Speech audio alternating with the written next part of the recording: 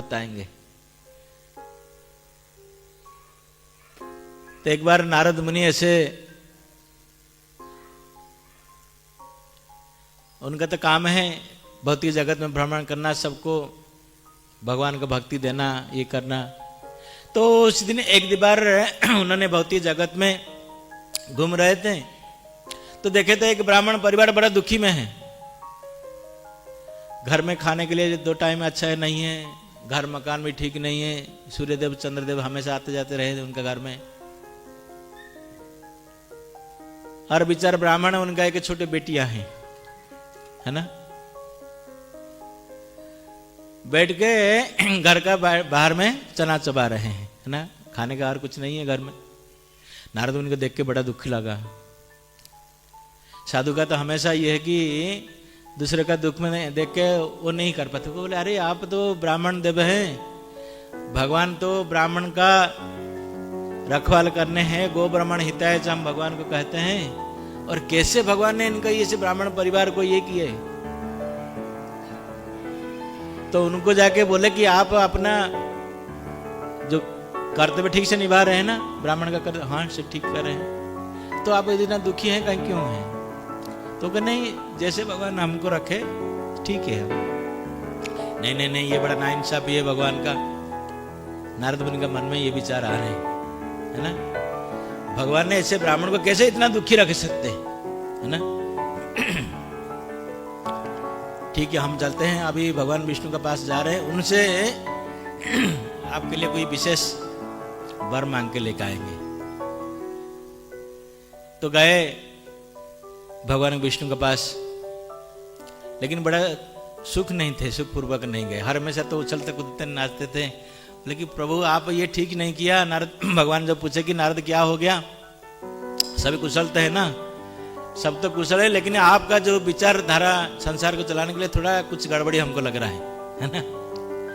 क्या गड़बड़ लग रहा है? अरे वो ब्राह्मण है, अपने कर्तव्य इतना अच्छा कर रहे हैं, आप इनको ऐसे मकान दिया कि जिसमें सूर्य चंद्र आ रहे हैं, खाने के लिए 2 टाइम नहीं है उनको, कपड़े पहनने के लिए नहीं है, कैसे बात है आप ऐसे किए? भगवान बोले नारद अरे तुम इसका क्यों चिंता कर रहे हैं, वो खुशी है ना। हाँ वो तो ब्राह्मण तो बोल रहा है खुशी है, लेकिन कहाँ खुशी है बताइए आप? 2 टाइम किसी को खाना नहीं मिला थोड़ी खुशी है वो। नहीं नहीं नहीं, आप ऐसा कुछ कीजिए। अरे नहीं नहीं, वो पूर्व जन्म में ऐसे कुछ किया था, अभी इसके वो निभा रहे, उसका चुका रहे कर्ज। अरे आप भगवान है ना, कुछ भी कर सकते हैं, वो कर्ज को माफ कर दीजिए ना थोड़ा आप। तो भगवान बोले ठीक है, आप इतना हट कर रहे तो आप ले जाइए, 3 वर देते हैं हम, आप जाके तीनों को 3 वर दे दीजिए, और जो कुछ अपने मन में विचार करेंगे तुरंत उनको प्राप्त हो जाएगा, है ना। नारद मुनि अभी बहुत खुश हो गए, नारायण नारायण करके अभी नाचने लगे। बहुत ही अच्छा, अभी हम सफल हो गए हमारे मिशन में, है ना। बहुत आनंद से आए। अभी ब्राह्मण बोले कि आपके लिए भगवान से हट करके 3 वर लेके आए हमने, इसमें आप जो कुछ चाहे सब कुछ आपको प्राप्त हो जाएगा, पूरा सुखमय जीवन आपको बिताएंगे। तो नारद मुनि चला गए, देखे 3 वर उनको दे दिए, चला गए। तो उसी समय में उसी देश का राजा का पुत्र उसी आ रहा था, है ना। तो ब्राह्मण की जो पत्नी थी, तो उन्होंने राजपुत्र को जब देखा, उनका मन में आकर्षण आया, मैं जब ऐसे कोई सुंदरी राजकुमारी बन जाऊं तो ये राजकुमार हमको शादी कर लेगा, है ना। भगवान विष्णु का तो बारी है उनका पास, जैसे विचार किया तुरंत बन गया सुंदरी, है ना, राजकुमारी बन गया। तो राजा पुत्र आ रहे थे, तो उन्होंने जाके अप्रोच किया राजा पुत्र की, देखो बहुत साल से इसी ब्राह्मण के पास में खाने पीने का कोई ठिकाना नहीं है, ये नहीं है, मैं आपके साथ शादी करना चाहता हूँ, राज इसमें रहना। तो राजा ने बोला कि अरे तुम्हारा पति है ना? नहीं नहीं, वो पति कोई काम की नहीं है, जिस पति ने उनको इतना साल तक ये किया था, उसी पति को अभी वो नकार कर रहे हैं। लेकिन राजपुत्र ने उनको तो ऐसे ही स्वीकार नहीं किया। वो बोले कि ठीक है, आप जब पति का नाम पे कोई है तो आप राजनगर जाइए, वहां पे जाके दरखास्त कीजिए, आपका विचार करेंगे हम, है ना, तब जाके शादी करने का बात कोई सोचेंगे। तो उनको भेज दिए, अपने राजनिवास भेज दिए। अभी ब्राह्मण और उसका पुत्री बिटिया ये रहे। तो बिटिया अभी बोले कि पिताजी क्या करेंगे, माताजी ऐसे चला गए। ब्राह्मण ने उनको कितना समझाया, फिर भी नहीं समझे। आखिर बार आप जाके कोशिश कीजिए, उनको समझा बुझा के ले आइए। राजा को तो शादी नहीं की है, राजा तो बोले कि विचार करेंगे तब जाके शादी करेंगे, आप चला जाइए, जाके उनको समझा बुझा के माता को ले आइए। तो ब्राह्मण गए राजा के पास जाके ये किए। राजा बोले कि हमारा इसमें कोई ये नहीं है, आप समझा बुझा के अपने पत्नी को ले जाएंगे तो हमारा कोई इसमें ये करने का कोई ये नहीं है। तो उन्होंने अपने पत्नी का पास जब गए तो पत्नी तो बिल्कुल नाराज है, क्योंकि राजवास में उनको राज प्रसाद वगैरह मिल गया खाने का, है ना। उनका मन में ही विचार आ रही, यहाँ रहूंगा तो कितने सुख संपत्ति मिलेगा, वहां ब्राह्मण के पास रहने से क्या हमको मिलेगा। कितने बार भी उनको समझाए ब्राह्मण देव, तो वो नहीं समझे बेचारी।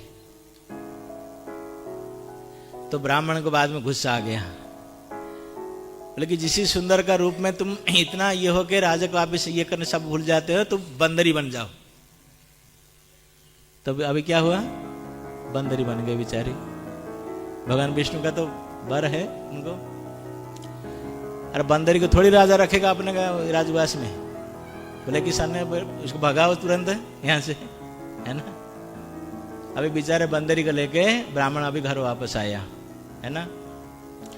तो घर में तो बिटिया थी, उन्होंने पूछा पिताजी माता कहाँ गया, भाई बंदर को कहाँ लेके आए।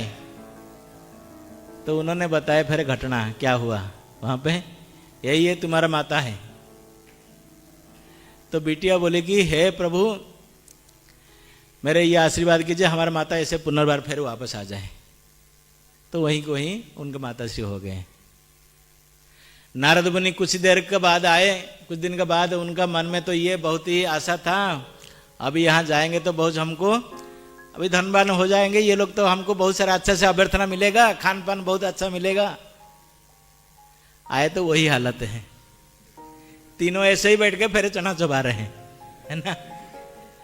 नारद मुनि को देख के तो बड़े परेशान हो गए, अभी क्या हुआ, भगवान का वर कोई काम नहीं दिया क्या इनके लिए, कि भगवान ने कोई डुप्लीकेट वर दे दिया हमको।